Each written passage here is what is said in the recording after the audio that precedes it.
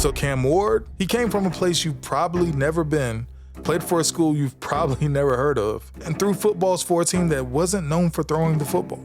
No private quarterback coach, no Elite 11 camp, no media buzz, no stars next to his name. But that's what makes this story special. Because despite all of that, or maybe even because of it, Cam Ward worked his way from obscurity to the very top of the NFL draft.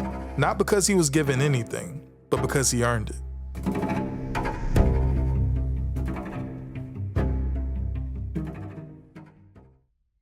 We've always lived in West Columbia. I went to school in West Columbia, elementary through high school. Small town, everyone knows everyone.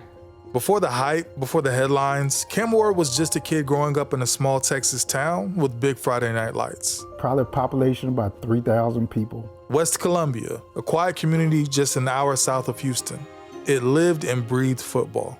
And in the middle of all that was a young Cam, the youngest of four in a competitive household led by Calvin and Patrice Ward. Cam's high school career didn't begin with fireworks or viral highlights. He was lined up to start as a junior under head coach Brent Maschek, whose offense was the wing T. If you're not familiar, it's a run-heavy scheme, built to ground and pound, not particularly known to showcase a quarterback with a rocket. But this wasn't about holding Cam back. Maschek had a stacked backfield, and the system played to their strengths. Cam wasn't discouraged though, he just adapted. His father, Calvin, who ran the same offense back in his day, pulled him aside and gave him a new lens to look through. He said, treat it like it's magic. The handoffs, the rollouts, the misdirection. Make the defense guess wrong every time. That mindset, it flipped the switch. Cam approached the game like a magician with the playbook, embedding creativity into the rigid structure of the wing T. He learned to hide the ball behind his hip, to sell fakes with his eyes, to turn deception into an art form. And even though he wasn't throwing for 30 times a game, the lesson stuck. To this day, those sleight of hand instincts are still baked into how he plays. The subtle head fakes, the delay before the deep shot, the patience in the pocket. Yeah, it all started here. However, by the end of his senior year, Cam was a zero-star recruit. Not a single ranking, not a single star next to his name. No offers from Blue Bloods, no late calls, just silence. But then, something shifted. Okay, so look, when you're out there grinding, the last thing you want to worry about is whether your gear can keep up. That's where Phenom Elite comes in. This stuff isn't just made to look good, it's made to work. Gloves with a stick-like glue grip, cleats that feel like part of your foot, compression that actually fits right. They built a brand that understands what today's athlete needs. Whether you're gearing up for 7-on-7s, pushing through summer workouts, nothing flashy just to be flashy. Every detail has a purpose. And the best part? You can get 20% off your order right now. Just use the code ASC20 at checkout. That's code ASC20. Hit the link in the description below, scroll through the gear, and you'll see why more and more athletes are making the switch. Because performance matters, and Phenom Elite, they get it.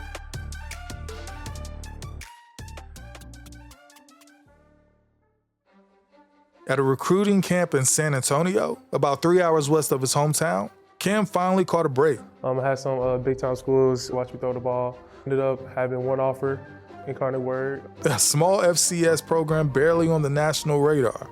Their head coach, Eric Morris, had once coached guys like Baker Mayfield and Patrick Mahomes at Texas Tech. So when Morris saw Cam spin the ball during the throwing session, it stopped him in his tracks. There was something there. Raw, yeah, but electric. So I took that offer, started off as a third string there. I had to work my way up. John Copeland had already carved his name into the school's record books. A proven starter with back-to-back 3,000-yard seasons. The safe bet? Run it back with Copeland. Why risk it, right?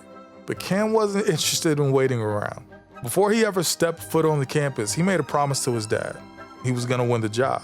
And the moment he arrived on campus, he literally went straight to the head coach's office, walked in and said, "I'm going to be the starting quarterback this year," and left. No debate, no bravado, just a quiet conviction. Quite honestly, it should have been a long shot. The team was barely practicing. Their 2020 season, like everybody else's, was mostly shut down by the COVID-19 pandemic. They were limited to 4 practices a week, and without real games, the depth chart seemed locked in place. But then, opportunity struck.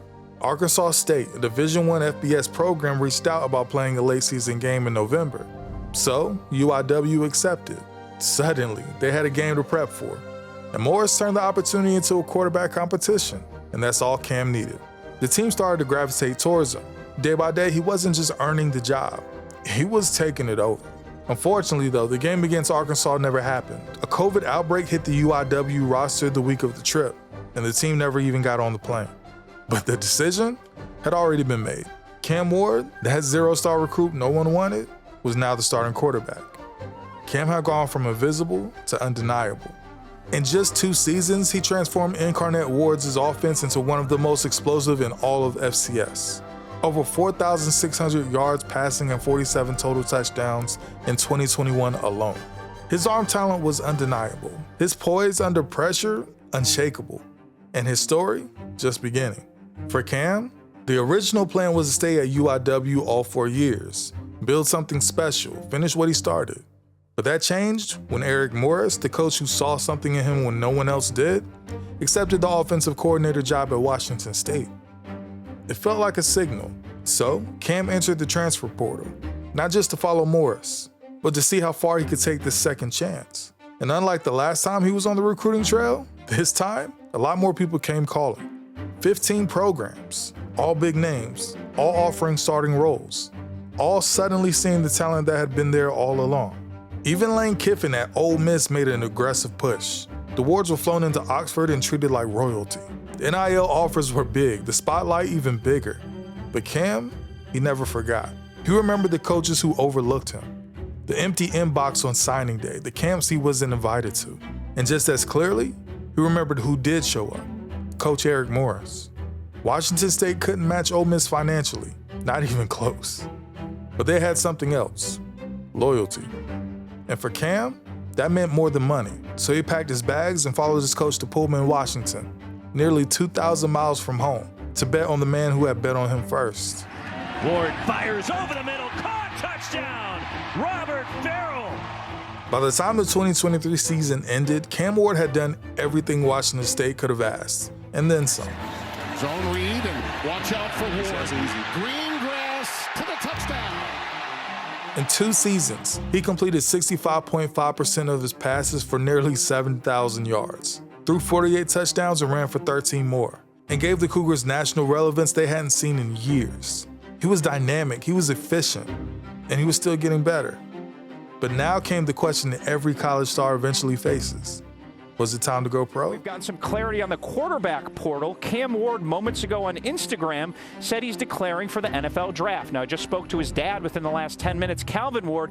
He told me his son is not going to immediately sign with an agent, which could give him the option to go back to college. He will start training with Will Hewlett, the quarterback trainer, tomorrow. Cam believed the answer should have been yes. The 2024 NFL draft was loaded with quarterback talent. 6 of them went in the first 12 picks. And in his mind, he belonged in that group, top 10 even. But the NFL didn't quite see it the same way. Scouts told him he was more likely to land somewhere in the mid-rounds, maybe late day 2, maybe even day 3. It wasn't disrespect though, it was business. The league wanted to see more polish, more consistency, more control. And then, Miami called. The Hurricanes had talent, they had a national stage. They just needed a quarterback to tie everything together. Cam had 1 year of eligibility left, one more shot. Look, he could have declared, he could have left the chips where they fell, but that's never been his story. Cam's path has always been the long way around. So instead of chasing the draft, he chose one last stop, one last season, to leave no doubt. Throw it for the first time, looks one way, back the other, lofts it over the middle, wide open man, it's Elijah Arroyo, one of those tight ends, and what a start for Miami. Cam's season at Miami was nothing short of electric. He threw for 4,313 yards, breaking the school's single-season passing record. He added 39 touchdowns through the air, ran for 5, and led Miami to a 10-3 season, their best in years. He was named a Heisman finalist and won the Davey O'Brien Award as the top quarterback in college football. Cam would establish himself as the draft class's premier quarterback. Because of the way he plays, he reminds me of Patrick. He reminds me of Mahomes, with how he can be unconventional, throw the football from all different kinds of weird angles, and then just put a bunch of horsepower on it when he needs to. The added experience of the final college season helped, but Cam and his circle believed it was more about the bigger spotlight than anything else. However, Cam has been ready for the NFL. The world just finally woke up and realized it. So, on April 24th, 2025, the NFL world turned its attention to Nashville. The Titans held the #1 overall pick. Not through a blockbuster trade or anything like that. Just the results of a rough season that ended with the franchise reset. With the first pick in the 2025 NFL Draft, the Tennessee Titans select Cameron Ward, quarterback, Miami. So the expected is now official. And Cam Ward comes out. And just like that, the best player no one cared about became the cornerstone of a franchise. Ward didn't come from a blue blood program. He didn't play in the college football playoff. But the Titans, they weren't interested in optics. They were interested in ability. And they saw in Cam Ward a quarterback with elite tools, poise, and the type of chip on his shoulder that could ignite a locker room. In a football world obsessed with hype, stars, social media followers, Cam Ward's rise reminds us that talent doesn't always come dressed in five-star packaging. He was overlooked because he didn't throw enough in high school, because he went to a school with a funny name, because he didn't have a Nike deal at 17, because he wasn't part of the machine. But Ward's game speaks louder than any billboard. He plays with a chip on his shoulder, not because he wants revenge, because he knows what it took to get here. Every snap is a statement, every pass is proof. Now he's in Tennessee. This is Cam's team now. He'll have growing pains like all rookies do. But don't bet against this guy, because if there's one thing we've learned about Cam Ward, is that he doesn't fold, he doesn't flinch, and he doesn't need your approval to become great. In fact, he thrives on it.